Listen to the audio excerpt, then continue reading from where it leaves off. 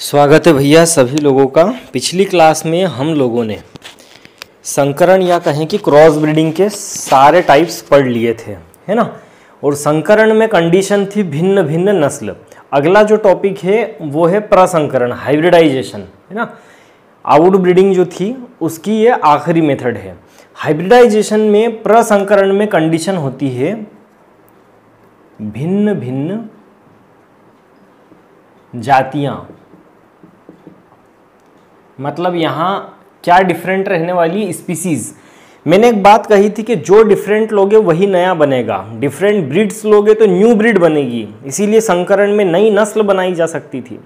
यहाँ different species ली जा रही, भिन्न जातियाँ, मतलब यहाँ क्या बनाई जा सकती है, नई जाति। तो प्रश्न आए कि नई जातियाँ विकसित करने की विधि कौन सी है, हाइब्रिडाइजेशन। हाइब्रिडाइजेशन से आने वाली संतान को कहते हैं हाइब्रिड या प्रसंकर। प्रसंकर या हाइब्रिड जन्मजात होते हैं नपुंसक या बांझ या अनउर्वर या अनफर्टाइल या स्टेराइल, इतने शब्द उपयोग किए जा सकते हैं। कुल मिला के संतान पैदा करने की क्षमता ये खो देते हैं। क्यों खो देते हैं वो आगे समझाऊंगा। अभी इतना समझो कि ये संतान पैदा नहीं कर सकते। ये प्रजनन की प्रणाली प्राकृतिक नहीं है। कोई भी गधा, उदाहरण के लिए दो स्पीसीज की बात है, भिन्न भिन्न जाति की बात है, तो एक जाति है गधा। गधे का नाम क्या होता है, इक्वस एसिनस।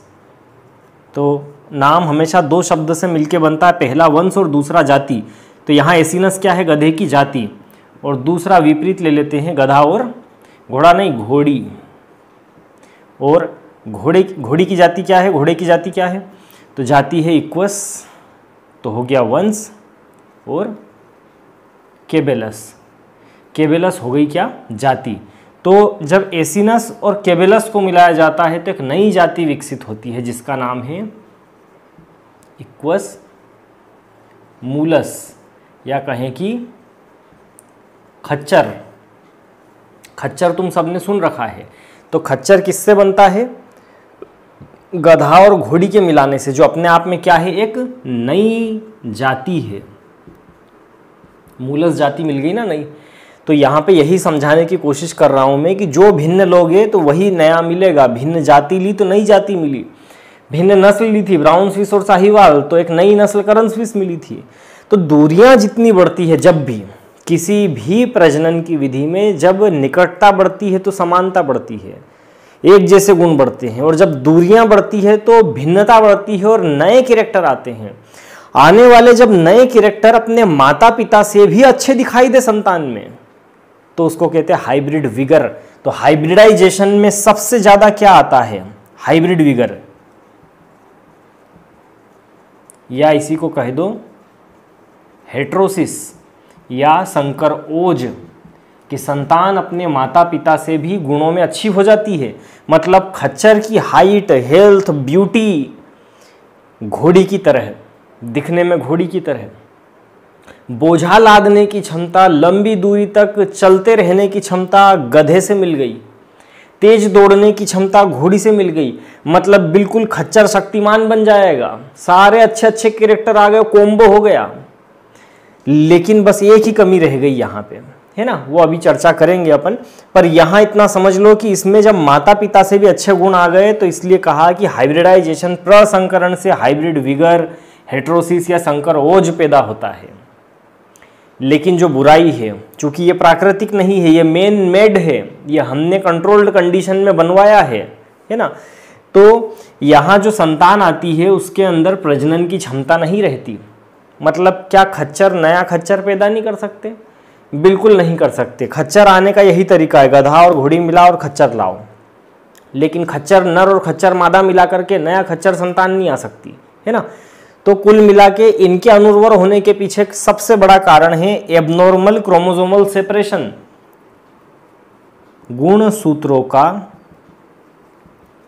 असामान्य विभाजन।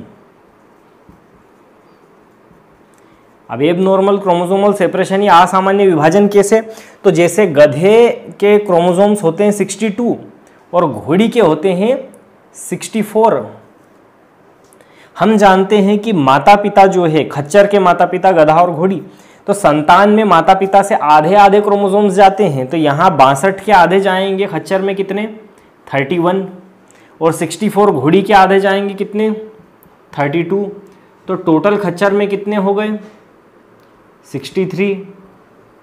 अभी तक कोई समस्या नहीं है। अब जब ये खच्चर नर और खच्चर मादा, मतलब 63 वाला नर और 63 वाली ही मादा मिलाई जाएगी, तो ये नर मादा अपने गुणसूत्र आधे नहीं कर पाएंगे। 63 का आधा कैसे करेंगे, 31 हो सकते हैं या 32 हो सकते हैं, 31.5 कैसे होंगे, कोई 0.5 में क्रोमोसोम जाएगा क्या, तो आधा क्रोमोसोम टूट के नहीं जा सकता, ऐसी कोई भी सुविधा नहीं है। तो इसलिए कहा है कि 63 आधे नहीं हो सकते, इसलिए तो कहा गुणसूत्र जो है वो विभाजित होंगे असामान्य तरीके से, एबनॉर्मल तरीके से, और एबनॉर्मल क्रोमोसोमल सेपरेशन होने के कारण ही ये जो गेमिट्स होंगे, मेल गेमिट और फीमेल गेमिट, पहली बात तो गेमिट बन ही नहीं पाएंगे, है ना, जनन कोशिकाएं शुक्राणु और अंडाणु बन ही नहीं पाएगी, क्योंकि अंडाणु शुक्राणु बनने के लिए अर्धसूत्री विभाजन चाहिए, गुणसूत्रों का आधा होना जरूरी है, और यहाँ आधा ही तो नहीं हो पा रहा, और जब आधा प्रॉपर नहीं हो पाएगा तो ये कोशिकाएं बन नहीं पाएंगी, है ना। तो अगला पॉइंट है गुणसूत्रों का असामान्य विभाजन, इसीलिए जनन कोशिकाएं या रिप्रोडक्टिव सेल्स नहीं बनना, बन ही नहीं पाएगी। जब बन नहीं पाएगी तो इनके मिलकर के आगे गुण अंडाणु और शुक्राणु के मिलने का क्या कहते हैं, निषेचन कहते हैं, और निषेचन के बाद क्या मिलता है, जायगोट सेल मिलती है ना, भ्रूण बनता है। तो आगे जायगोट सेल नहीं बन पाएगी, जायगोट नहीं बन पाएगा तो भ्रूण नहीं बन पाएगा, एम्ब्रियो डेवलप नहीं हो पाएगा, एम्ब्रियो डेवलप नहीं होगा तो भय्यू विकसित नहीं हो पाएगा, कुल मिला के भय्यू नहीं आएगा। आई बात समझ में। इसीलिए कहा है कि हाइब्रिडाइजेशन में आने वाली संतति जो है, हाइब्रिड जो है, वो जन्मजात अनउर्वर या बांझ होती है, अनफर्टाइल होती है ना।